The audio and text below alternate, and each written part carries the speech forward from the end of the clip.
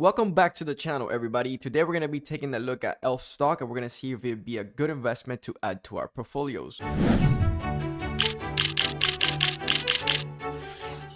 ELF Beauty is an American cosmetics brand. They're based in California. They have things like bath and skincare products, mineral-based makeup, professional tools, eyeliners, lipsticks, and so on. Everything pretty much in the beauty industry. A stock that could be related to this that you might know of is Ulta Beauty. I think for the most part, in terms of retail, that's the one that's in most commercial places, at least from where I live. Ulta Beauty is everywhere, but today we're going to talk about ELF Beauty. Now, as you can see on the 5-year chart, yes, the stock is still up 389%, but if you take a look compared to its high, which was $210, it is currently now at $61. And if we take a look at the 1-year chart, it is down 64%, which is about $110. So we're going to be taking a look at the intrinsic value for this company and see how much we should be paying and see if it'd be a good investment for the future. Now, if we take a look at some numbers that ELF Beauty has, you can see their profit margin is 7.55% and the operating margin is 9.87%. It's not terrible. It's not the best. I mean, on the products they sell, especially them being bought in China, I think they should be able to make a lot more margin. But I mean, I'm really not sure how the whole makeup industry works,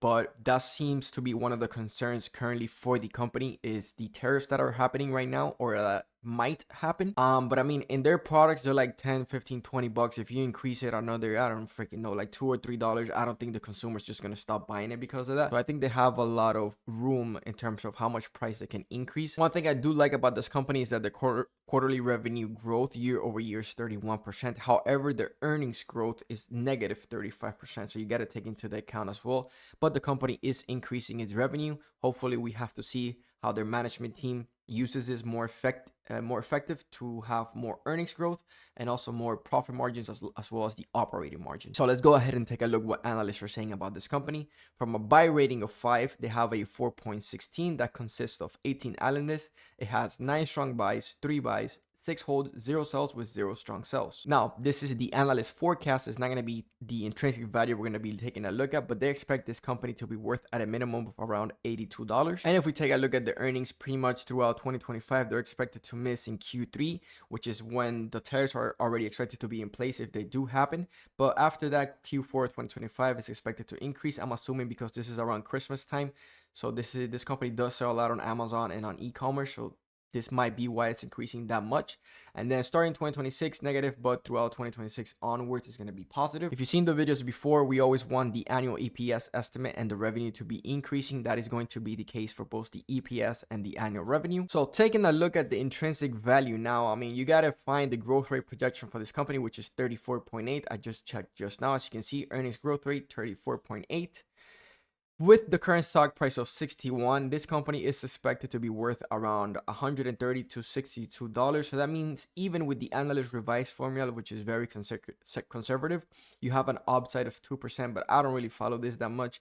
I mostly use the updated Graham formula. As you can see, the earnings per share, as we just saw in the negative earnings growth, is very low compared to the growth rate projection. So hopefully with this growth rate projection for the future, they can increase their earnings per share. However, you have a 90% upside compared to the current stock price and the updated formula. This stock could be worth $116.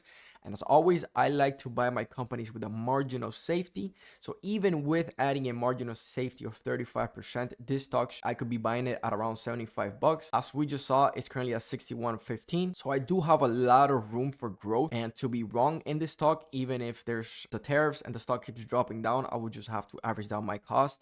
But this will be most likely one of the companies I'm going to be adding to my portfolio. Remember, I'm not a financial advisor, so this is not me telling you to buy it, but I consider it to be the risk to reward is very good. I mean, the company is not terrible. If we take a look at their website, you can see it's a modern day brand, right? Like it's a simple page, direct to what they're selling. And I've asked a lot of people that I know, girls in general, what they think of the brand, and they love it. I mean, they think the product is great. They're constantly buying. Every time they're shopping around or Amazon or on Instagram and an ad pops up, they just click it because they want to see what's new. And since it's so inexpensive, 10, 15, 12 bucks, they might even just buy it even if they already have one, just because it's so inexpensive. So taking a look at this, what do you guys think? Would it be worth investing in a company like this, or would you rather not take the risk of what might happen in the future? Let me know in the comments below. As always, guys, if you enjoyed the video, please consider leaving a like. Don't forget to subscribe, and I'll see you on the next video.